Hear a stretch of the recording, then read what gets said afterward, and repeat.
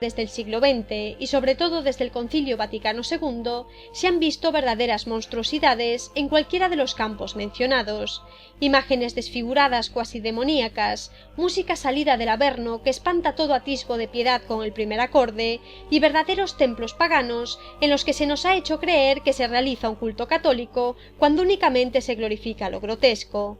Pero no vamos a extendernos en aquello que horroriza con solo pensarlo. Si el templo y el cuidado de su sacralidad es importante, más lo deben ser las disposiciones de los fieles al acudir a él. Dice el Catecismo Mayor de San Pío X en su punto 630. Para hacer una buena comunión son necesarias 3 cosas. En primer lugar, estar en gracia de Dios. En segundo lugar, guardar el ayuno debido. Y en tercer lugar, saber lo que se va a recibir y acercarse a comulgar con devoción.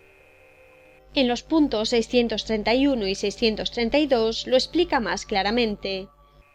Estar en gracia de Dios quiere decir tener la conciencia pura y limpia de todo pecado mortal. El que sabe que está en pecado mortal debe hacer una buena confesión antes de comulgar, pues no le basta para comulgar como conviene el acto de contrición perfecta sin la confesión. Y el Catecismo es muy claro en esto. Al que está en pecado mortal no le basta con hacer un acto de contrición perfecta, porque incluso en ese caso, como explica el punto 634, el que comulgase en pecado mortal cometería un sacrilegio y sería merecedor de la sentencia de condenación. Destierren por tanto de sus mentes esas ridículas ideas de que no es necesaria la confesión sacramental y que basta con pedirle perdón al Señor por nuestra cuenta, porque esto es una estrategia demoníaca para que desobedezcamos a Dios, profanemos lo más santo y nos hagamos reos del infierno, manteniendo nuestra conciencia perfecta y falsamente tranquila. Además, como explica el Catecismo de San Pío X en su punto 635, antes de la Sagrada Comunión debe guardarse el ayuno eucarístico, que consiste en abstenerse de alimento sólido o bebida alcohólica 3 horas antes de comulgar y de alimento líquido o bebida no alcohólica 1 hora antes de la comunión. El agua natural puede tomarse a cualquier hora y en cualquier caso. Los enfermos pueden tomar verdaderas medicinas sólidas o líquidas, y bebidas no alcohólicas en cualquier tiempo y sin ninguna limitación. Tras el Concilio Vaticano II se redujo este ayuno a únicamente 1 hora antes de la misa, con las mismas condiciones de siempre. Sin embargo, todo esto se quedó en simples teorías de papel, ya que en la práctica, al querer rehuir de todo lo que implique o suene a mortificación, el precepto del ayuno eucarístico no es cumplido ni respetado por la inmensa mayoría de la cristiandad, religiosos incluidos. Ya conocemos todos los cansinos argumentos que vienen a decir algo como que para ayunar no es necesario pasar hambre, pues es más útil ayunar que hacer mal al prójimo. Cosa muy laudable si realmente se hiciese, pero como todas las excusas, es algo que termina quedando en meras palabras vacías y finalmente no se hace ni una cosa ni la otra, siendo ya el hecho de buscar estas excusas una desobediencia clara a la santa ley de Dios. Curiosamente, todos aquellos que tratan de excusarse del ayuno eucarístico y del cuaresmal, calificándolo como algo arcaico e innecesario, no dudan en hacer y justificar dietas extremas para lucir una buena figura o para mantener una buena salud, demostrando así, con hechos y palabras, su hipocresía y su nulo amor por Dios. Ya el mismísimo Dios reprendió duramente al rey Saúl, cuando éste quiso justificar su desobediencia, argumentando querer hacer algo más laudable por Dios que la voluntad de Dios misma, como era ofrecerle en sacrificio aquellos bienes enemigos que Dios le exigiera que considerase como anatema. Esto se explica en el primer libro de Samuel, capítulo 15, versículos 22 y 23. ¿Acaso se complace Yahvé en los holocaustos y sacrificios como en la obediencia a la palabra de Yahvé?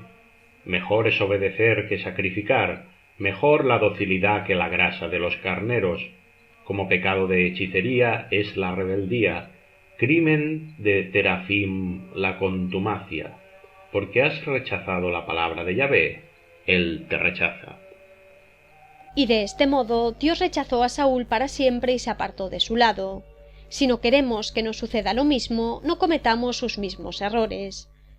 Debido a la santidad del templo, los fieles deben abstenerse de usarlo como lugar de reunión y acudir a él con las debidas disposiciones interiores y exteriores, es decir, con el corazón contrito y humillado en señal de adoración, y vestidos con pudor y modestia, sabiendo que vamos a encontrarnos cara a cara con el Rey del Universo. Es un sinsentido que aquellos que no osarían presentarse mal vestidos ni ante sus propios amigos, a la hora de acudir ante el soberano del universo se vistan de cualquier manera. En el templo no tienen cabida los pantalones cortos, los escotes, los tacones altos ni las minifaldas, pues no acudimos a él a ser vistos, sino a humillarnos ante el Señor y pedir el perdón de nuestras culpas. ¿Y cómo vamos a pedir perdón por nuestras culpas, si incluso en el templo nos vestimos impúdicamente pensando en pecar y hacer pecar a los demás? Pensémoslo bien. Si tuviéramos que presentarnos ante cualquier dignatario de la tierra, ¿cómo nos vestiríamos? Sin duda con nuestras mejores galas, para que no pensasen mal de nosotros. Entonces, ¿por qué ante el soberano del universo acudimos tantas veces mal vestidos, con ropa que no llevaríamos ni a nuestro trabajo? Y con esto no estamos hablando de ostentación, sino de reservar lo mejor para el Señor según nuestras posibilidades, y esto todo el mundo puede hacerlo, ricos y pobres. Además, de acuerdo al Código de Derecho Canónico y a la tradición, las mujeres tienen obligación, aún hoy en día, de cubrir sus cabezas con un velo en presencia del Santísimo Sacramento. Esto aparece recogido concretamente en el Canon 1262 del Código de Derecho Canónico de 1917, aunque era una costumbre practicada por toda la cristiandad desde tiempos apostólicos, recomendada por San Pablo y practicada incluso a lo largo del Antiguo Testamento. Sin embargo, desde el Concilio Vaticano II, el uso del velo fue un tema evitado, de modo que las mujeres lo despreciaron al considerarlo una moda impuesta por la sociedad machista del pasado, y cuando se compuso el Código de Derecho Canónico de 1983, el uso del velo simplemente no se mencionó, y aquella desobediencia posvaticana permitida se convirtió en norma común de comportamiento, más de 2000 años de tradición despreciados por una simple omisión. ¿Pero qué sentido tiene esto? Todos sabemos que aun con las leyes civiles, que son inferiores a las divinas, ninguna ley pierde su vigencia por muy atrás que se dicte, salvo que otra ley posterior dicte lo contrario, cosa que en este caso nunca ha sucedido. Además, si para cualquier ley civil vigente el desconocimiento no exime de su cumplimiento, cuánto más para la ley de Dios, que es inmutable, perfecta y perpetua.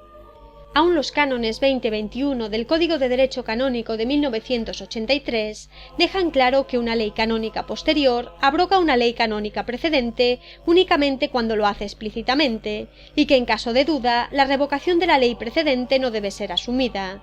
Y dado a que no hay ninguna ley eclesiástica que derogue la obligatoriedad del uso del velo en la Santa Misa, debemos afirmar rotundamente que, pese a quien le pese, sigue siendo obligatorio para las mujeres el acudir al templo con velo, y el no hacerlo es clara desobediencia a Dios y pecado.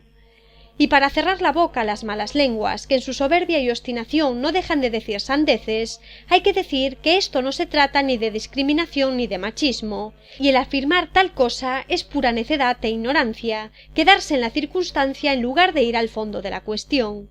El hecho de cubrirse con velo en el mundo católico es señal de que lo que se oculta es sagrado. El arca de la antigua alianza era conservada detrás del velo del Santo de los Santos.